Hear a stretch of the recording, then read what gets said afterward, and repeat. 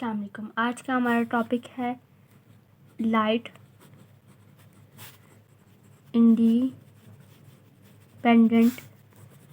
Reaction. इसे dark reaction भी कहते हैं। लाइट इंडिपेंडेंट रिएक्शन इसलिए कहते हैं क्योंकि ये लाइट पर डिपेंड नहीं करता कि लाइट होगी तो तभी ये रिएक्शन होगा। तो इसे डार्क रिएक्शन इसलिए कहा जाता है क्योंकि ये लाइट पर डिपेंड नहीं करता, और लाइट इंडिपेंडेंट मीन लाइट पर डिपेंड नहीं करता। इसके अलावा इसको केल्विन साइकिल भी कहते हैं और C3 पाथवे भी कहते हैं। तो इसका नेम जो है ना, ये डार्क रिएक्शन, ये इससे आया है क्योंकि इसको लाइट की नीड नहीं होती ये रिएक्शन होने के लिए। अब इससे जो चीज़ें रिक्वायर होती हैं ना, रिक्वायरमेंट, वो NADH, ATP और कार्बन डाइऑक्साइड होती है। ये क्या करता है, कार्बन डाइऑक्साइड को रिड्यूस करता है, और ये क्या करता है कि एनर्जी जो है ना, केल्विन साइकिल है, केल्विन साइकिल, ये कार्बन डाइऑक्साइड को रिड्यूस करता है। मीन हाइड्रोजन जो है ये हाइड्रोजन देता है। ATP क्या करता है, एनर्जी देता है, फॉस्फेट। और कार्बन डाइऑक्साइड क्या करता है, कार्बन देता है। तो ये हाइड्रोजन देता है, ये फॉस्फेट देता है और ये कार्बन देता है। तो जो है, अगर जो कुछ प्लांट्स ऐसे होते हैं जिनमें केल्विन साइकिल के अलावा और भी मेटाबॉलिक पाथवे होते हैं, उनको कहते हैं C4 पाथवे। और जो प्लांट्स जो हैं केल्विन साइकिल यूज़ करते हैं डार्क रिएक्शन में, उन्हें C3 प्लांट्स कहते हैं। जो केल्विन साइकिल है वो केल्विन ने एक्सप्लोर की थी, एक्सप्लोर्ड बाय मेल्विन केल्विन। और इसके साथ कुछ वर्कर्स थे, यूनिवर्सिटी ऑफ कैलिफोर्निया के वर्कर्स थे।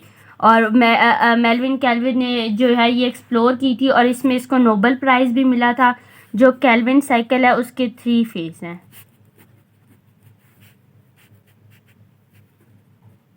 कार्बन फिक्सेशन,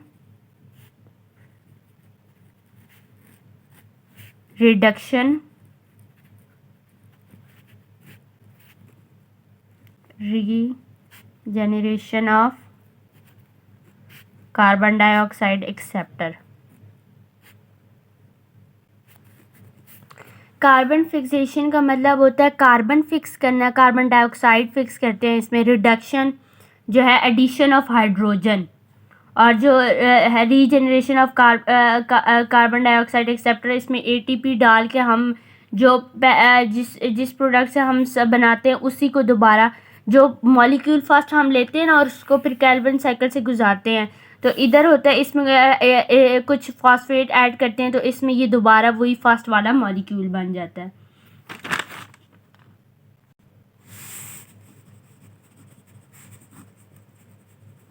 कार्बन फिक्सेशन का सबसे इम्पॉर्टेंट जो है ना 5 इम्पॉर्टेंट की सब्सटेंस है, वो है 5 कार्बन जो है राइबोलोस 1,5 बिस फॉस्फेट, लोस 1,5, इसे RUBP कहते हैं। तो इसमें 5 कार्बन होते हैं, 1 2 3 4 5। राइबोलोस इसका मतलब है राइबोस, राइबोस में पता है सबको 5 कार्बन होते हैं। बेस का मतलब है 2, और फॉस्फेट का मतलब है फॉस्फेट। और 1,5 यानी एक फॉस्फेट जो है फर्स्ट कार्बन पर अटैच है,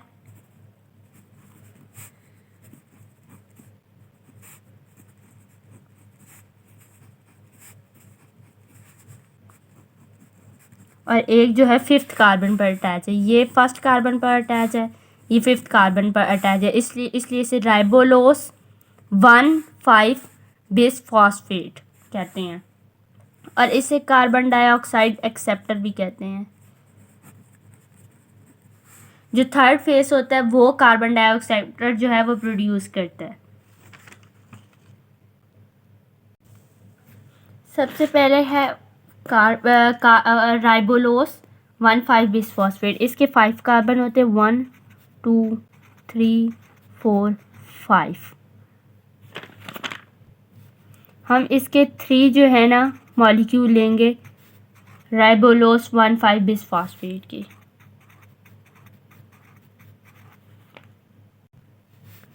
इसके साथ फॉस्फेट अटैच करेंगे।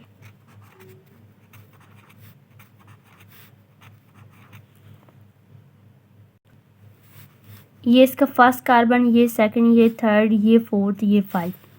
तो ये राइबोलोस में 5 कार्बन होते हैं और 1 और 5 बिसफॉस्फेट।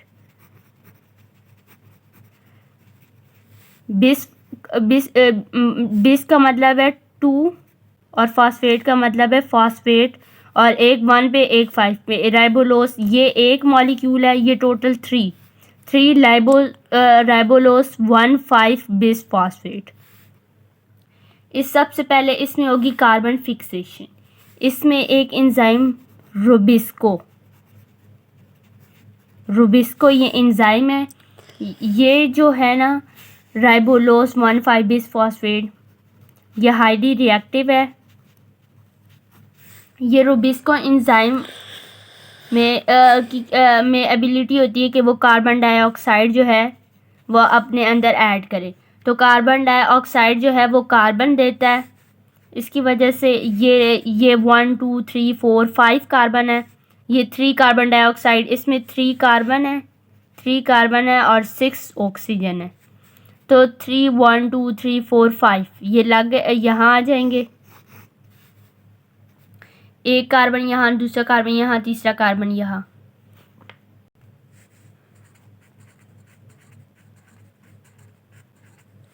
ये 6 कार्बन,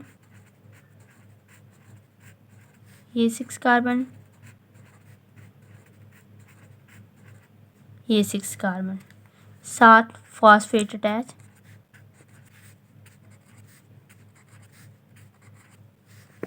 तो ये जो होगा ना ये हाईली अनस्टेबल है।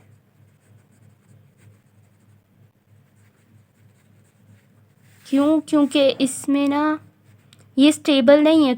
जो है ना इसमें ये था कि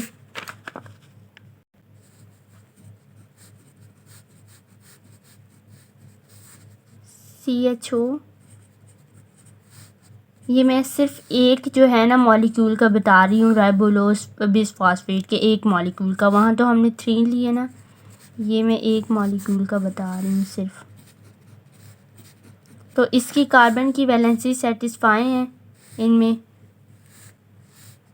इसमें 1 2 3 4 1 2 3 4 1 2 3 4 और ये H इधर डबल बॉन्ड O और ये P 1 2। ये एक इसके साथ ये S है, ये एक H है, ये डबल बॉन्ड O है और H के साथ ये P है, ये ऐसे H के साथ P, ये डबल बॉन्ड। और कार्बन की कितनी 1 2 3 4 valency satisfy, 1 2 3 4 valency satisfy, 1 2 3 4 valency satisfy, 1 2 3 4 valency satisfy,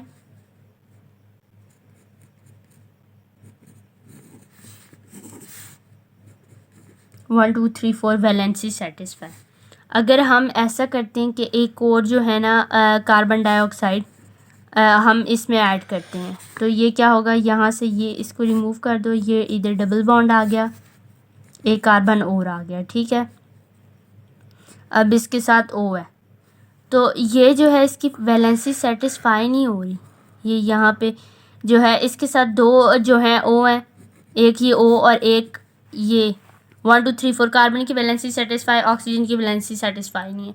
तो ये अनस्टेबल हो गया है। इसकी वजह से ये इसमें जो है कार्बन ये टूट जाएंगे। ये हाईली अनस्टेबल है, ये बीच में से ये टूट जाएंगे। तो ये बना देंगे, ये 1 है, और ये 6 है। टोटल 6 कार्बन थे। ये 1 2 3 आ जाएंगे और ये 1 2 3।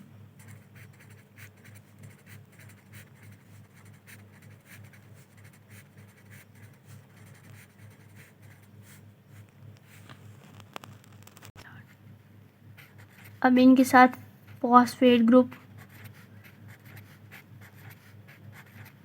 इसके साथ 1 2 3 4 5 6 फॉस्फेट हैं। ये 6 फॉस्फेट हैं। ये टोटल 6 3 जो है 6 3 18 थे। ये 6 3 18 है।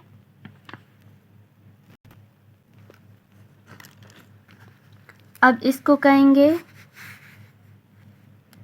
3 फॉस्फो ग्लाइसरेट। इसमें जो है ना 15 कार्बन है। ये 5 कार्बन है। ये 1 2 3 4 5 और ये 3 है। 5 3 15 1 2 3 4 5 6 7 8 9 10 11 12 13 14 15।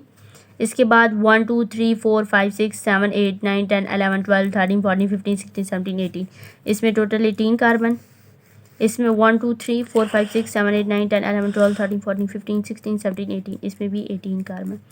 तो 3 फॉस्फो, इसका मतलब ये नहीं कि 3 इसमें फॉस्फेट है। इसका मतलब जो फॉस्फेट है ना वो ग्लाइसरेट में 3 कार्बन होते हैं 1 2 3, और जो है थर्ड कार्बन पे जो है वो फॉस्फेट अटैच है। तो 3 फॉस्फोग्लाइसरेट और इसमें 18 कार्बन है।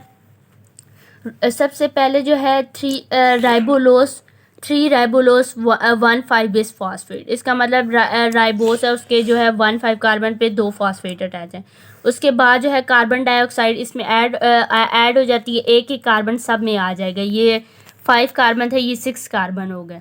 और इसके बाद वैलेंसी जो है ऑक्सीजन की वैलेंसी सेटिस्फाई नहीं हो रही थी, इसलिए जो है इसको ब्रेक कर दिया यहाँ से और ये 6 मॉलिक्यूल बन गए।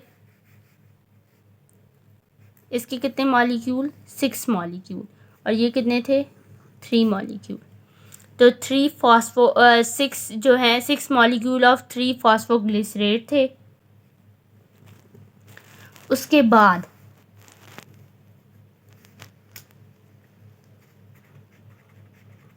ये एज इट इज ले आओ। कितने? 6 मॉलिक्यूल थे।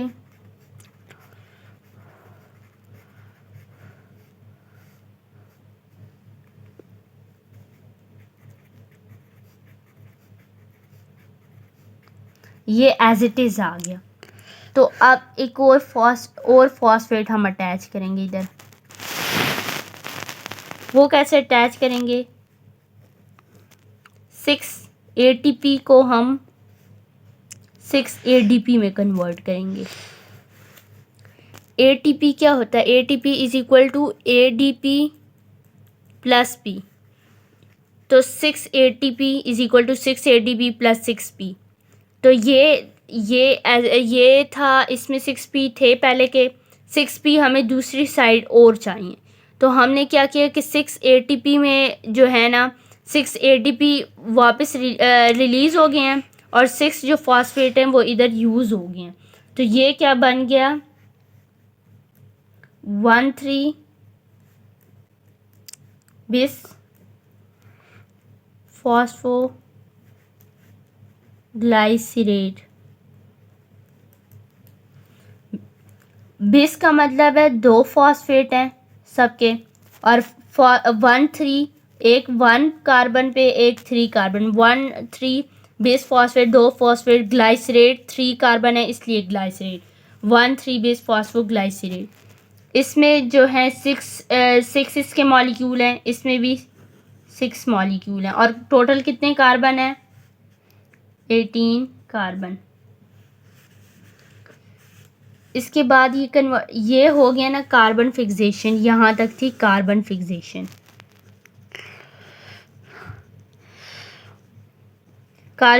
इसमें कार्बन फिक्स हो गए हैं। ये इसमें कार्बन ऐड हुए हैं तो ये अनस्टेबल हो गया, इसलिए ये टूट गया। ये यहाँ थी कार्बन फिक्सेशन। उसके बाद है कि रिडक्शन मीन होता है एडिशन ऑफ हाइड्रोजन। अब जो है ना हम एक फॉस्फेट ग्रुप अब हमने इसमें डाला है। इसको हमने ATP से 6 ATP हैं और 6 ADP जो है वो में कन्वर्ट हो गया और 6 फॉस्फेट इधर आ गए हैं, ऐड हो गए हैं।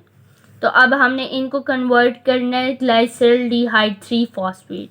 हमने जो ये है ना, इस साइड से सारे फॉस्फेट हमने रिमूव कर देने हैं, या इस साइड से कर देते हैं, जहाँ से आपकी मर्ज़ी। फर्स्ट कार्बन से वैसे रिमूव करते हैं।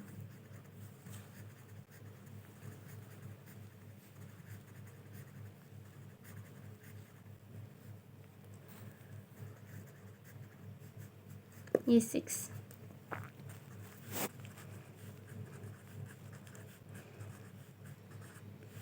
अगर हम इस तरह अटैच कर दें रिमूव तो ये अनस्टेबल हो जाएंगे, इसलिए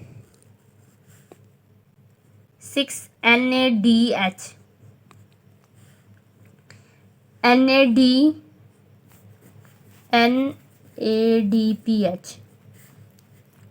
NADPH is equal to NADP plus H।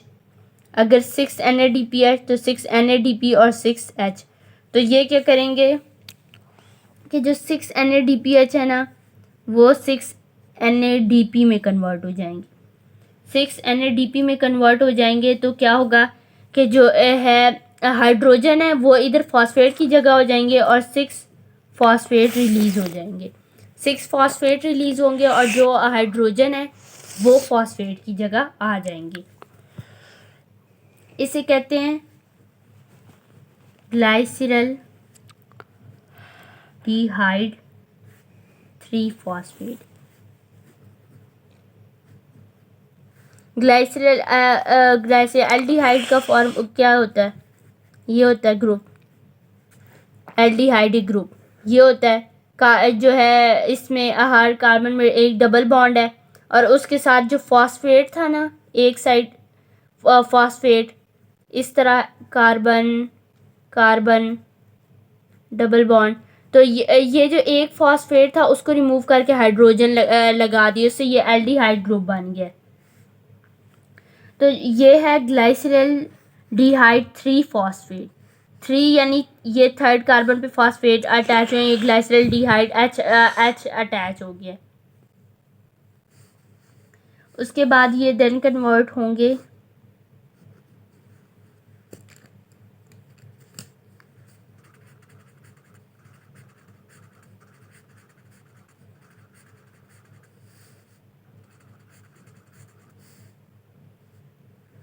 ये होगी रिडक्शन, यहाँ तक होगी रिडक्शन। रिडक्शन में क्या हुआ कि जो हाइड्रोजन है NADPH से वो ऐड हो गए इधर, जो है फॉस्फेट को रिमूव कर दिया, उसकी जगह हाइड्रोजन हो गया और फॉस्फेट ये 6P रिलीज़ हो गए और 6 हाइड्रोजन ऐड हो गए। उसके बाद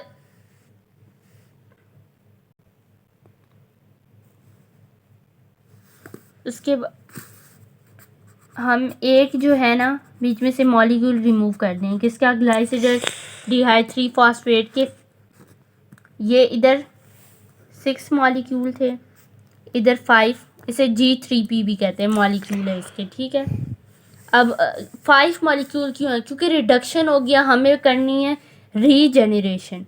इसे कार्बन डाइऑक्साइड एक्सेप्टर भी कहते हैं, हमने करनी है regeneration of CO2। Carbon dioxide की रीजेनरेशन करनी है।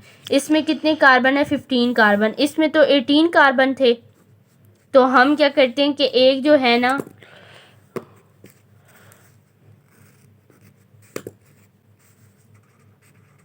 एक G3P हम रिलीज़ कर देते हैं।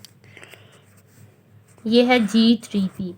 ये G3P हम इससे ये शुगर है, इससे हम ग्लूकोज बनाते हैं, जो 2G3P is equal to 1 glucose. तो इसमें 3 कार्बन होते हैं G3P में, तो जो G3P होते हैं वो 2 G3P कंबाइन करके ग्लूकोज बनाते हैं। तो एक और कैल्विन साइकिल से G3P आएगा और ये और वो जो आएगा ना, उन दोनों कंबाइन करके ग्लूकोज बन जाएंगे। तो ये एक G3P, इससे हम स्टार्च बना सकते हैं, सेलुलोज वगैरह बना सकते हैं। अब ये आगे हमारे पास ये हमने कार्बन इक्वल कर लिए 15 कार्बन, इसमें भी 15 कार्बन थे, इसमें भी 15 कार्बन कर लिए। नेक्स्ट है हमारे पास हम क्या करते हैं,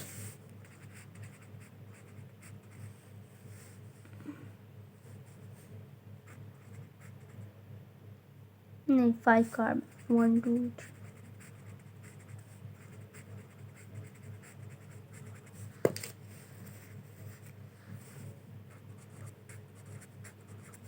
इसको हम ऐसे अरेंज करते हैं ना कि ये 15 है ना, 5 इंटू 3, ये 3 इंटू 5 15 होता है। तो ये 3 कार्बन है और ये जो है ना ये 5 मॉलिक्यूल है, तो टोटल 15 कार्बन है। तो ये 3 मॉलिक्यूल हैं और 5 कार्बन है, टोटल 15 मॉलिक्यूल। अब हम इन कार्बन को ना ऐसे कर देते हैं, ऐसे कन्वर्ट कर देते हैं। ये 3 फॉस्फेट आ गए इधर और ये 2 फॉस्फेट रिलीज हो गए, तो ये टोटल क्या बन गया 15 कार्बन। अब ये दोबारा इसमें कन्वर्ट होगा, कैसे, इसमें 3 ATP जो हैं वो 3 ADP में कन्वर्ट हो जाएंगे और जो है 3 फॉस्फेट जो हैं वो इसको चले जाएंगे। इस तरह ये राइबोलोस 5 फॉस्फेट है, बहुत गंद मच गया। 3 सबसे पहले 3 राइबोलोस 1 5 बिस फॉस्फेट होता है, ये राइबोलोस है, इसमें 1 और 5 कार्बन पर 2 फॉस्फेट अटैच हैं। उसके बाद रूबिस्को एंजाइम जो होती है वो क्या करती है, कार्बन फिक्स करती है। 3 कार्बन डाइऑक्साइड है, 3 कार्बन अटैच हो जाते हैं, तो ये 1 2 3 4 5 है, इनको एक ही कोर मिल जाता है, तो 1 2 3 4 5 6 बन जाते हैं। ये हाईली रिएक्टिव होते हैं, फिर ये अनस्टेबल हो जाते हैं, क्योंकि सिर्फ कार्बन ऐड थोड़ी किया हमने, ऑक्सीजन भी तो ऐड किया है ना। तो ये इसके बाद ये स्प्लिट हो जाते हैं, ये जो है 6 मॉलिक्यूल बन जाते हैं 3 फॉस्फोग्लिसरेट का। 3 का मतलब है थर्ड कार्बन पे जो है ना वो फॉस्फेट अटैच है, और ये कितने मॉलिक्यूल है, टोटल 6 मॉलिक्यूल। इसमें 15 कार्बन थे, इसमें 18 कार्बन है, इसमें 18 कार्बन है, और ये 6 मॉलिक्यूल है। उसके बाद इसमें जो है ना ATP जो है इसके अंदर इसके साथ फॉस्फेट अटैच करेगा। ATP 1 2 3 4 5 6, इसको 6 फॉस्फेट चाहिए, 6 ATP आएंगे, ADP में कन्वर्ट हो जाएंगे और जो फॉस्फेट है वो अटैच हो जाएगा। तो ये क्या बन जाएगा 1 3 बिस फॉस्फेट, 2 फॉस्फेट 1 3 ग्रुप पे अटैच है और ग्लाइसरेट में 3 कार्बन होते हैं। नेक्स्ट ये कन्वर्ट होगा, इसकी रिडक्शन होगी, reduction mean addition of hydrogen. NADPH जो होगा वो NADP में कन्वर्ट होगा, 6 NADPH जो होंगे वो NADP में कन्वर्ट होंगे, तो जो इसके 6 हाइड्रोजन होंगे ना वो इसमें चले जाएंगे और इसमें जो फॉस्फेट ग्रुप है वो ये 6P जो है वो रिलीज हो जाएंगे। उसके बाद जो है इसमें से ना हमने इसको अब रीजनरेशन करानी है, हमने कार्बन डाइऑक्साइड एक्सेप्टर की रीजनरेशन करानी है। इसमें 15 कार्बन थे, इसमें 18 कार्बन है। हम जो है 3 कार्बन जो है हटा देते हैं, इसकी वजह से हमें एक मॉलिक्यूल हटाना पड़ेगा। ये 6 मॉलिक्यूल थे, अब ये 5 मॉलिक्यूल हो गए, और ये भी ग्लाइसरेट ये है जो ये है राइबोलोस 5 फॉस्फेट। ये अब जो है ना ये ग्लाइसरल डिहाइड 3 फॉस्फेट ही है, G3P, इसे G3P भी कहते हैं। लेकिन इधर 6 मॉलिक्यूल है, इधर 5 मॉलिक्यूल है, एक मॉलिक्यूल निकाल दिए। इस मॉलिक्यूल से हम ये शुगर है, इससे हम ग्लूकोज बना सकते हैं, स्टार्च बना सकते हैं, सेलुलोज बना सकते हैं। आगे ये जो है ना इसमें 2 फॉस्फेट हट जाएंगे, ये 15 कार्बन है, इनको इस तरह 5 कार्बन, इसमें 3 कार्बन है ना, तो इस तरह इसमें 5 कार्बन होंगे और 3 मॉलिक्यूल होंगे। 3 फॉस्फेट जो है यूज़ हो गए हैं, जो 2 एक्स्ट्रा वो रिलीज़ हो गए हैं। उसके बाद 3 ATP आए हैं, इनको अपना इसको फॉस्फेट दिया है, 3 फॉस्फेट दिए, 1 2 3, यहाँ फॉस्फेट अटैच हो गए, ये फॉस्फेट अटैच हो गए और ADP रिलीज़ हो गए हैं। ये टोटल प्रोसेस था इसका। इसमें ATP कितने यूज़ हुए हैं, 6 ATP ये यहाँ यूज़ हुई हैं, 3 ATP ये यहाँ यूज़ हुई हैं।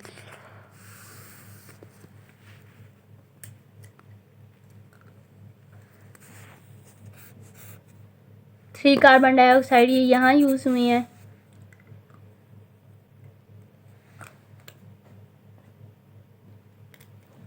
6 NADPH ये यहाँ यूज़ हुए हैं। तो इसमें 3 कार्बन डाइऑक्साइड, 9 ATP और 6 NADPH यूज़ होते हैं और क्या करती हैं, G3P एक जो है G3P ये रिलीज़ करता है, उसके बाद 9 फॉस्फेट रिलीज़ करता है। 9 फॉस्फेट कैसे रिलीज़ करते हैं, 6 फॉस्फेट ये हैं, 1 फॉस्फेट ये है और 2 फॉस्फेट ये टोटल 9 फॉस्फेट रिलीज़ हो गए। और उसके बाद 6 NADP, ये 6 NADP रिलीज़ करता है, 9 ADP, ये इधर 6 ATP ऐड किए थे, 6 ADP रिलीज़ हुए, इधर 3 ATP ऐड किए थे, 3 ADP रिलीज़ हुए, total 9 ADP, 1 G3P, 6 phosphate, 9 phosphate, 6, 7, 8 और ये 9 फॉस्फेट अटैच हुए हैं, रिमूव हुए हैं। ये लाइट इंडिपेंडेंट फेस, ये फोटोसिंथेसिस का लाइट इंडिपेंडेंट फेस है, इसमें जो है ना लाइट इन्वॉल्व नहीं होती और इसे ये डार्क रिएक्शन है। Naming the light independent phase dark reaction takes its name from the fact that light is not directly required for this reaction to occur. इसमें डायरेक्टली लाइट यूज़ नहीं होती, इसलिए हम इसको डार्क रिएक्शन कहते हैं। और light independent face, light independent का मतलब है does not depend on the light requirement. इधर इसमें क्या रिक्वायर होते हैं, NADPH, ATP और कार्बन डाइऑक्साइड। NADPH 6 NADPH जो है रिक्वायर होते हैं, 9 ATP रिक्वायर होते हैं और 3 कार्बन डाइऑक्साइड रिक्वायर होते हैं। यूज़ ऑफ NADPH क्या करता है, use to reduce carbon dioxide. जब कार्बन डाइऑक्साइड हम फिक्स कर देते हैं, फिर हम जब रिडक्शन करते हैं तो उसमें ये NADPH यूज़ होता है। Use of ATP use to incorporate energy, ये एनर्जी प्रोवाइड करते हैं केल्विन साइकिल में। Role of carbon dioxide is converted to phosphorylated triose carbohydrate that is glyceraldehyde 3 phosphate. जो कार्बन डाइऑक्साइड है इसकी वजह से ये जो है ना राइबोलोस 5 कार्बन था, ये उसमें ऐड हो जाता है तो वो 6 कार्बन बन जाता है, 6 कार्बन ब्रेक होता है ग्लाइसरल्डिहाइड 3 फॉस्फेट में। Use of glycerol phosphate use to make glucose. इसके 6 मॉलिक्यूल होते हैं, एक मॉलिक्यूल रिलीज़ हो जाता है और एक जो मॉलिक्यूल होता है वो G3P का, तो वो दूसरे और एक और केल्विन साइकिल से जो है एक और मॉलिक्यूल आता है G3P का, दो कंबाइन होकर ग्लूकोज बनाते हैं। दो जो हैं 2 molecules of G3P make glucose. तो एक 2 केल्विन साइकिल है, एक से एक G3P रिलीज़ होता है, दूसरा G3P रिलीज़ होता है, तो दोनों मिलकर ग्लूकोज बनाते हैं। अब डार्क रिएक्शन में मेटाबॉलिक पाथवे क्या है, केल्विन साइकिल और C3 पाथवे। डार्क रिएक्शन को केल्विन साइकिल भी कहते हैं और C3 पाथवे भी कहते हैं। C3 पाथवे इसलिए कहते हैं क्योंकि इसमें जो फर्स्ट शुगर प्रोड्यूस होता है ना उसमें 3 कार्बन होते हैं। C4 pathway. In some plants, in addition to Calvin cycle, another metabolic pathway is also involved called C4 pathway. कुछ प्लांट्स ऐसे होते हैं जिसमें जब डार्क रिएक्शन होता है ना तो उसमें एक और कैल्विन साइकिल के अलावा एक और मेटाबॉलिक पाथवे होता है जिसे C4 पाथवे कहते हैं। C3 plant. These plants in which only Calvin cycle occurs during dark reaction are called C3 plants. वो प्लांट्स जिनमें जब डार्क रिएक्शन होता है तो सिर्फ कैल्विन साइकिल जो है वो यूज़ होता है, उसे C3 प्लांट, उन पौधों को C3 प्लांट्स कहते हैं। Calvin cycle term is applied to the series of metabolic reactions in which carbon dioxide is reduce to produce G3P। कैल्विन साइकिल में क्या होता है कि कार्बन डाइऑक्साइड यूज़ होता है और G3P रिलीज़ होती है। ये जो है ये कैल्विन साइकिल है, इसमें ये कार्बन डाइऑक्साइड यूज़ हुआ है और ये G3P शुगर रिलीज़ हुआ है, प्रोड्यूस हुआ है। जो ये कैल्विन साइकिल है ये मेल्विन कैल्विन ने जो है ना एक्सप्लोर की थी, इसलिए इसका नाम भी कैल्विन साइकिल है। एंड और इसके साथ कुछ कोवर्कर्स थे यूनिवर्सिटी ऑफ कैलिफोर्निया के जो मेल्विन कैल्विन की जिन्होंने हेल्प की थी। Nobel prize, Melvin Calvin was the Nobel prize in 1961 for this work. Melvin Calvin ने इस वर्क में ना नोबेल प्राइज़ जीता था 1961 में। तो कैल्विन साइकिल में 3 फेस होते हैं, carbon fixation, reduction, regeneration of carbon dioxide acceptor. Carbon fixation होता है कार्बन फिक्स करना, रिडक्शन होता है एडिशन ऑफ हाइड्रोजन और regeneration of carbon dioxide acceptor, इसमें जो फर्स्ट मॉलिक्यूल होता है ना वो कार्बन डाइऑक्साइड एक्सेप्टर होता है। तो जब हम ये प्रोसेस करते हैं, जो लास्ट फेज होता है उसमें इसको फर्स्ट मॉलिक्यूल को बनाने के लिए जो है चेंजेस होती हैं। कार्बन फिक्सेशन, सबसे पहला प्रोसेस है कार्बन फिक्सेशन। इसका जो की सब्सटेंस है 5 कार्बन फॉस्फोराइलेटिंग शुगर का राइबोलोस 1,5 बिस फॉस्फेट। इसका जो की सब्सटेंस है वो राइबोलोस 1,5 बिस फॉस्फेट है। ये है राइबोलोस 1,5 बिस फॉस्फेट, ये जो है की सब्सटेंस है कार्बन फिक्सेशन का। ये कार्बन फिक्सेशन है, ये रिडक्शन और ये regeneration of carbon dioxide acceptor है। तो इसमें जो की सब्सटेंस है वो राइबोलोस 1,5 बिस फॉस्फेट है। Ribulose bis phosphate is generally referred as carbon dioxide acceptor. तो जो ribulose bis phosphate 1,5 bis phosphate है, इसको कार्बन डाइऑक्साइड एक्सेप्टर भी कहते हैं। RuBisCO, ribulose bis phosphate is capable of combining with carbon dioxide with the help of ribulose bis phosphate carboxylate oxygenase, also known as Rubisco। जो ribulose है उसके पास ability है कि वो कार्बन डाइऑक्साइड के से कंबाइन हो सकेगा जब जो है राइबोलोस बिस फॉस्फेट कार्बोक्सिलेस या ऑक्सीजनेस इसकी हेल्प करेगी। इसे रुबिस्को कहते हैं। रुबिस्को एक एंजाइम है, जब वो राइबोलोस क्या करता है कि एबिलिटी रखते हैं कार्बन डाइऑक्साइड के साथ कंबाइन करने की, जो और रुबिस्को एंजाइम जो है इसकी हेल्प करती है राइबोलोस की कि वो कार्बन डाइऑक्साइड के साथ जो है कंबाइन हो जाए।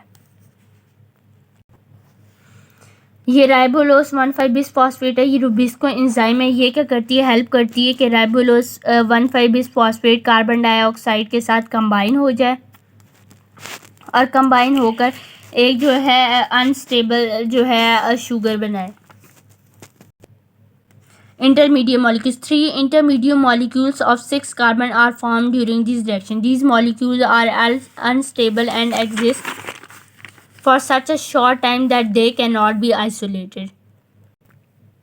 ये जो है ये 3 इंटरमीडिएट कंपाउंड्स मॉलिक्यूल्स हैं। ये थोड़े अरसे के लिए होती है क्योंकि ये अनस्टेबल होती है, तो बाद में ये ब्रेक हो जाती हैं। 3-phosphoglycerate. Each 6 carbon breaks down to form 2 molecules of 3-phosphoglycerate, a phosphorus containing compound with 3 carbon atoms. जो ये अनस्टेबल और इंटरमीडिएट मॉलिक्यूल्स होते हैं ना, ये ब्रेक होते हैं और किस में 3 फॉस्फोग्लाइसरेट में कन्वर्ट होते हैं। इन्हें PGA भी कहते हैं।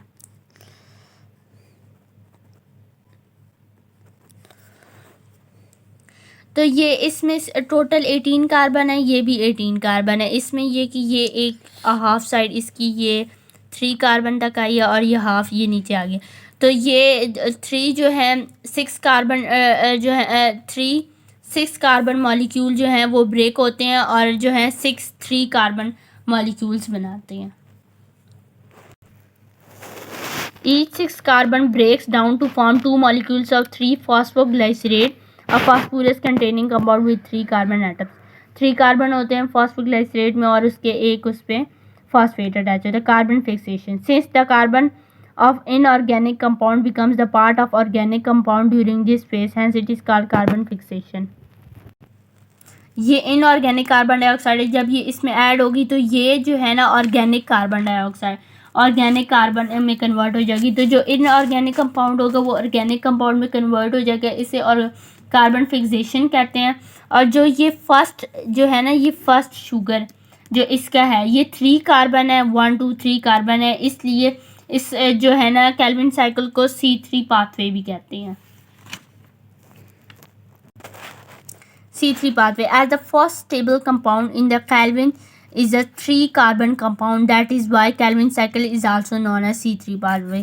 जो फर्स्ट जो कंपाउंड होता है वो 3 कार्बन उसमें होते हैं और इसलिए उसे इसलिए कैल्विन साइकिल को C3 पाथवे भी कहते हैं। नेक्स्ट फेज है reduction. In this phase, 6 molecules of 3-phosphoglycerate react with 6 ATP molecules. A phosphate from each ATP is transferred to each 3-PGA. ये 3 जो ये है ये 3PGA है। 3PGA का मतलब ये नहीं कि ये 3 मॉलिक्यूल्स हैं, ये 3 मॉलिक्यूल्स नहीं है, ये 1 2 3 4 5 6 मॉलिक्यूल्स हैं। 6 मॉलिक्यूल्स हैं, इनमें 3rd कार्बन पर फॉस्फेट है, इसलिए इन्हें 3 फॉस्फोग्लाइसरेट कहते हैं। ये क्या करते हैं कि इनमें और ATP और फॉस्फेट अटैच करते हैं। 6 ATP is equal to ADP plus P। 6 ATP is equal to 6 ADP plus 6P। ये 1 2 3 4 5 6 ATP का मतलब होता है एडेनिन ट्राईफॉस्फेट, यानी 3 फॉस्फेट, और ADP का मतलब होता है डाईफॉस्फेट। जब 3 में से दो को निकालो तो एक रह जाता है, एक। जब 6 3s आर 18 और 6 2s आर 12, तो जब 18 में से 12 निकालो तो 6 फॉस्फेट रह जाते हैं। ये 6 फॉस्फेट ये अटैच हो गए हैं और ये बन जाते हैं 1,3 बिस फॉस्फोग्लिसरेट। 1 फर्स्ट कार्बन के साथ एक फॉस्फेट अटैच है, एक 3rd कार्बन के साथ अटैच है, और बिस का मतलब है 2 फॉस्फेट हैं और ये ग्लाइसरेट। 1,3 बिस फॉस्फोग्लाइसरेट, ग्लाइसरेट में 3 कार्बन होते हैं। तो ये क्या कि जो 3 फॉस्फोग्लाइसरेट होते हैं उसमें 6 ATP जो होते हैं ATP रिएक्ट करते हैं और 6 ADP में कन्वर्ट हो जाते हैं, और 6 ADP में जब कन्वर्ट होते हैं तो 6 फॉस्फेट रिलीज होते हैं, और वो ये इसके साथ 3 फॉस्फोग्लिसरेट के साथ इधर अटैच हो जाते हैं और बन जाते हैं 1,3 बिस phosphoglycerate. 1,3 bis phosphoglycerate. In this way, 3PGA molecule are changed into 1,3 bis into 1,3. In this way, 3PGA molecules are changed into 1,3 bis phosphoglycerate, glyceryl dehyde 3-phosphate. These molecules are then reduced by the hydrogen of NADPH, and finally glyceryl dehyde 3-phosphate molecules are produced. Reduction होती है addition of hydrogen। जब ये 1,3 बिस phosphoglycerate की reduction होगी तो क्या होगा, हाइड्रोजन ऐड होंगे, फॉस्फेट जो है वो रिलीज़ हो जाएंगे और हाइड्रोजन जो है फॉस्फेट की जगह आ जाएंगे। तो ये 6 NADPH अपने ये 6 हाइड्रोजन जो है वो इधर दे देता है और 6 NADP रिलीज़ होते हैं। ये NADP रिलीज़ हो जाते हैं 6, और ये जो 6 हाइड्रोजन है वो यहाँ आ जाते हैं, और जो ये फॉस्फेट होते हैं फॉस्फेट हट जाते हैं, ये 6 फॉस्फेट रिलीज हो जाते हैं और इनकी जगह हाइड्रोजन जाते हैं। These molecules are then reduced by the hydrogen of NADPH, and finally glyceryl dehyde 3-phosphate molecules are produced. During this reduction process, a phosphate group from each 1,3 bis phosphate molecule is also given off. तो जब 1,3 bis phosphate में बिस phosphoglycerate जब बनता है ना, तो इसमें जो है ये 1,3 बिस फॉस्फोग्लाइसरेट से जब बनता है ग्लाइसरल डिहाइड 3-फॉस्फेट, तो क्या करता है कि जो एक ही कार्बन होते हैं ना सबसे वो रिमूव हो जाते हैं, तब वो ग्लाइसरल डिहाइड 3-फॉस्फेट। बिस का मतलब है 2 और फॉस्फेट और 1 फॉस्फेट। 3 फॉस्फेट, इधर 3 फॉस्फेट का मतलब है 3rd कार्बन के साथ अटैच है, इधर भी 3 का मतलब है 3rd कार्बन और 1 कार्बन के साथ, एक फॉस्फेट 1 कार्बन के साथ अटैच है, एक 3rd कार्बन के साथ अटैच है, इसमें सिर्फ 3rd कार्बन के साथ अटैच है। अब क्या होता है कि इसको ना, इसमें 18 कार्बन है, और जो फर्स्ट अभी हमने नेक्स्ट फेज है रीजनरेशन ऑफ कार्बन डाइऑक्साइड, तो इसमें जो फर्स्ट मॉलिक्यूल है उसमें 15 कार्बन है, इसमें 18 कार्बन है, तो हमें 15 कार्बन करने हैं, तो एक हम इसमें से मॉलिक्यूल रिलीज़ कर देंगे। ये 6 मॉलिक्यूल है, एक मॉलिक्यूल ये हमने रिलीज़ कर दिया G3P, ये 6 G3P हैं, तो एक हमने G3P रिलीज़ कर दिया, अब ये 5 G3P हैं, तो अब इसमें 15 कार्बन है, 15 कार्बन है। अब ये इसको कन्वर्ट होने के लिए, अब इसमें कन्वर्ट होने के लिए इसे इस तरह अरेंज होना होगा, ये 3 5 15 है और ये 5 3 15 है, तो ये इस तरह अरेंज हो गए हैं। ये 3 फॉस्फेट एज इट इज़ आ गया, 2 फॉस्फेट ये रिलीज़ हो गए हैं, तो ये राइबोलोस 5 फॉस्फेट था, तो ये ग्लाइसरल डिहाइड नहीं रहा क्योंकि इसमें जो है कार्बन कार्बन जो है 5 हो गया। राइबोलोस में 5 कार्बन होते हैं और 5th कार्बन के साथ फॉस्फेट अटैच है। अब इसको इसमें कन्वर्ट करने के लिए जो है 3 फॉस्फेट और चाहिए, ATP 3 ATP इसको 3 फॉस्फेट देगा और जो है 3 ADP रिलीज होंगे। Molecules of G3P 6 total G3P थे, एक मॉलिक्यूल हमने रिलीज कर दिया, बकाया रह गए 5।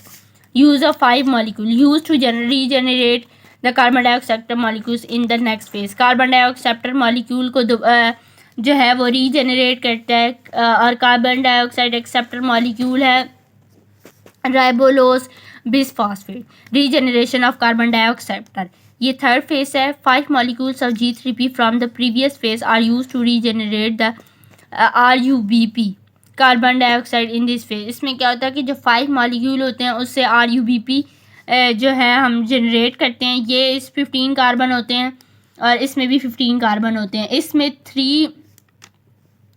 इसमें टोटल 5 मॉलिक्यूल होते हैं जिनमें 3 कार्बन होते हैं। इसमें 3 मॉलिक्यूल होते हैं जिनमें 5 कार्बन होते हैं, तो वो अरेंज होते हैं। These 5 molecules each containing 3 carbon atoms undergo a series of reactions in which 3 molecules of ribulose phosphate each containing 5 carbon atoms are produced. Ribulose bisphosphate. When 3 molecules of RUBP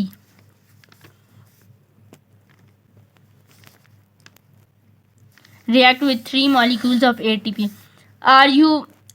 RUP था, sorry RUP इसलिए था क्योंकि ribulose phosphate था, bisphosphate तो नहीं था। Bisphosphate होता तो 2 फॉस्फेट होते, तो ये RUP था। जो 5 मॉलिक्यूल होते हैं वो 3 RUP बनाते हैं। RUP में जो है एक फॉस्फेट होता है, तो जब ATP उसको अपना एक फॉस्फेट दे देता है तो उसमें 2 फॉस्फेट हो जाते हैं, तो वो क्या RUBP में कन्वर्ट हो जाता है। When 3 molecules of RUP react with 3 molecules of ATP, a phosphate group from each ATP is transferred to each RUP. Ultimately, RUP are converted into RUBP, which again participate in the next cycle. तो ये क्या करता है कि RUP जो है वो ATP से एक फॉस्फेट लेता है, RUBP बन जाता है और वो नेक्स्ट साइकिल में यूज़ होते हैं। Whole process of Calvin cycle, इसमें 3 कार्बन डाइऑक्साइड यूज़ होते हैं। ये 3 कार्बन डाइऑक्साइड हमने फिक्स किए थे। नेक्स्ट 6 NADP रिड्यूसिंग पावर, ये 6 NADP यूज़ किए थे ताकि हाइड्रोजन जो है ऐड हो जाए, रिडक्शन हो। तो 6 NADP हमने यूज़ किए थे और रिज़ल्ट क्या है, 6 NADP रिज़ल्ट में आए थे। नेक्स्ट हमने 9 ATP यूज़ किए। 9 ATP यूज़ किए कहाँ, 6 ATP यहाँ और 3 ATP यहाँ। 6 + 3 = 9। 9 ATP हमने किए। ये क्या इन्होंने क्या रिलीज़ किया, एक जो है G3P रिलीज़ किया। ये G3P ये रिलीज़ हुआ एक G3P। 2 G3P goes to 1 glucose. जो 2 G3P होते हैं वो एक ग्लूकोज बनाते हैं। एक G3P इस कैल्विन साइकिल से हुआ, अब कोई और कैल्विन साइकिल होगी उससे एक G3P आएगा, तो दोनों मिलकर एक ग्लूकोज बना देंगे।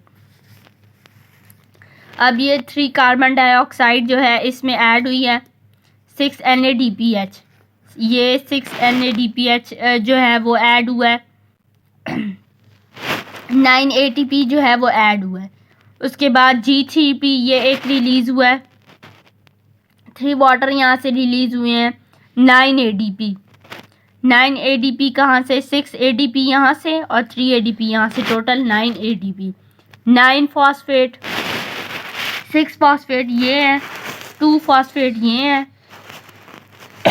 और 1 फॉस्फेट ये इसके साथ अटैच है, तो टोटल 9 फॉस्फेट रिलीज़ हुए हैं। 6 NADP, जहाँ हमने NADP दिया था तो 6 NADP रिलीज़ हुए थे। ये टोटल कैल्विन साइकिल है।